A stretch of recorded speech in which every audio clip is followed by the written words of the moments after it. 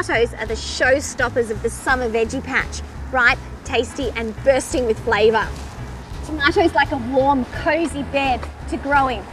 So choose a sunny spot with good drainage and then prepare the area first by digging in lots of compost and organic matter before planting. They also like an alkaline soil, so I'm going to sweeten the soil up a bit with EcoFlow Dolomite to get the pH just right. There's a whole menu of tomato varieties to choose from, like the big red gross Lissy, which is a really nice old-fashioned favourite that has a heavy crop of fruit mid to late season.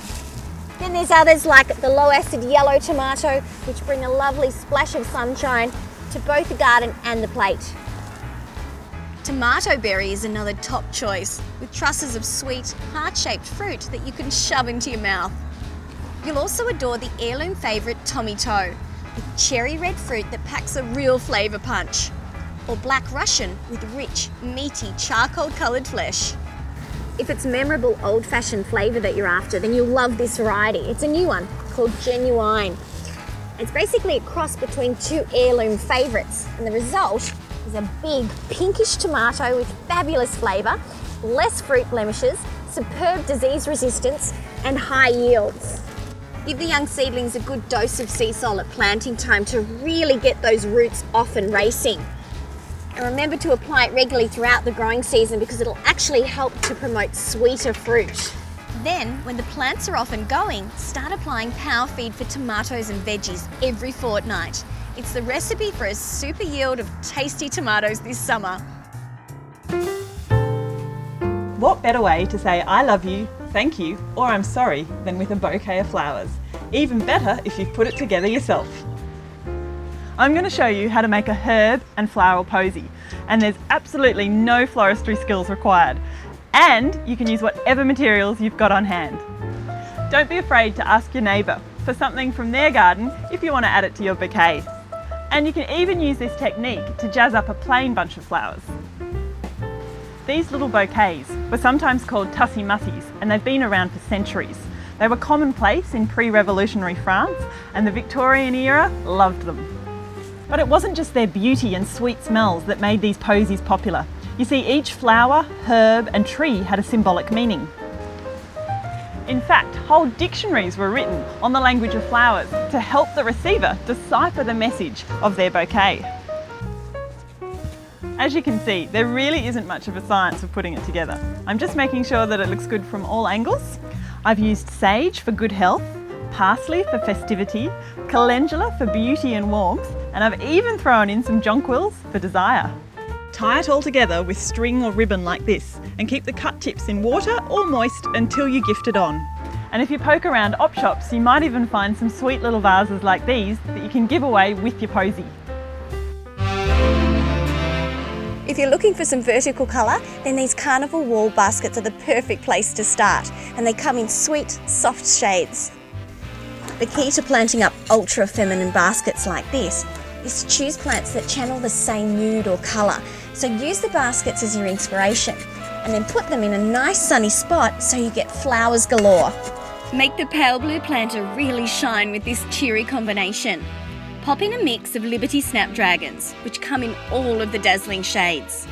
Then finish the picture with Lobelia Blue Ribbons, which has a neat, compact habit and pretty blue flowers throughout the year. And fill the mint green planter with lively French marigolds in citrusy yellow shades. Set the pale pink basket alight with Dianthus Devotion. You'll fall head over heels in love with these dainty flowers, which come in an exotic mix of crimson, violet and red shades. And finally, give the grey basket a fresh spring makeover with Petunia Crazy Silver, which is smothered in unique silvery blooms from spring right through to autumn and flowers like crazy. It's a heat-loving variety with a gorgeous spreading habit, so it will cascade beautifully over the sides. Hanging wall baskets have a tendency to dry out quickly, so these ones have a built-in moisture lock liner to help to conserve moisture. And if you really want to get these plants flowering, then give them fortnightly doses of power feed in the purple bottle. It will make them bloom their socks off. It's time to get some dirt under our fingernails and really get to know our soil, because it really is the foundation for every garden. But to get to know your soil properly, you're going to need bare hands, so we can leave these aside. Without boring you with too much technical detail, here's the lowdown on a clay soil. Soils containing clay have very small, fine particles, so they feel smooth and even slippery between your fingers. You should also be able to form a firm ball with this type of soil. When I do the same thing with sand, you can see there's a dramatic difference. Clay soils can be spade-breakingly hard when it's dry and a boggy mess when it's wet. But with a bit of TLC, you'll get things growing in no time. Mixing through organic matter, like compost, whenever you plant will help lighten up your soil and improve drainage. Simply mix it through the existing soil and plant. If it's a particularly tough clay, look for plants that won't mind, like this salvia. Gypsum is another wonderful tool in the ongoing improvement of a clay soil, and I like this one, Liquid EcoFlow Gypsum, because it works faster than the powdered gypsums and I don't need to dig it in. Each bottle contains superfine particles suspended in a solution of seaweed. It's easy to apply by diluting it in a watering can, or it even comes in a hose-on pack. The teeny tiny particles get to work fast in the soil and help break up the clay. Gypsum can also help reduce the salt build-up in the soil, caused by grey water use or salt pool splash. So don't shy away from the shovel, embrace your clay soil and you'll have an Eden of gorgeous plants in no time.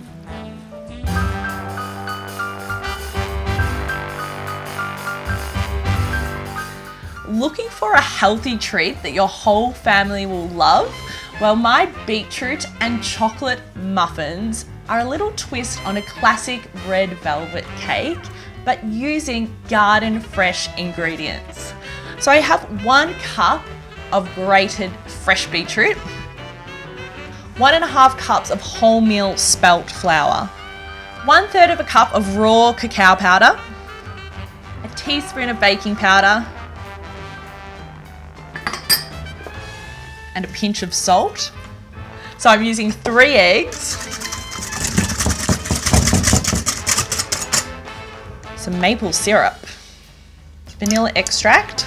Now I'll leave my milk to add a little bit later. I'm just going to make a well in the center of my dry ingredients, and in goes the wet ingredients.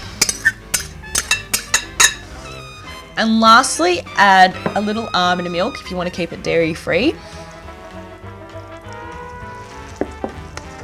For a double chocolate treat, I'm using some dark chocolate, or you can use dairy-free baking chips, about 1/2 cup. Just reserve a little extra for when they come out of the oven. Now I can divide the mixture between my muffin patties. So the muffins are ready to go in the oven for about 20 minutes or until they spring back.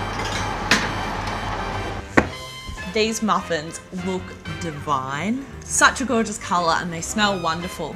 So while they're hot, I'm just going to garnish them with some extra dark chocolate or dairy-free baking chips, just so they melt and get all oozy onto the muffin, and just garnish with a sprinkle of salt. So if you haven't thought about pairing chocolate and beetroot together, why not give it a go? I promise you won't be disappointed.